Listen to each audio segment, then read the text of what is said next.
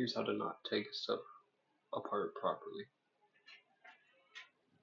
I'll take apart a wall mounted light and show you how it works. Okay, this little thing right here is the light itself. Unlike bulbs, like these bulbs, this one is flat, except those around.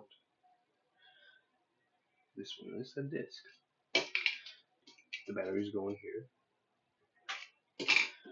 Of course, you would have to. Of course, in this battery, you have to use AAA.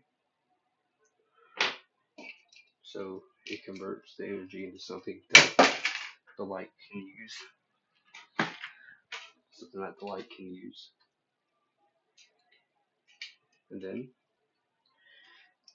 let me put the batteries in real quick. Okay, I put the batteries in. Let me turn off the light and see how this works out.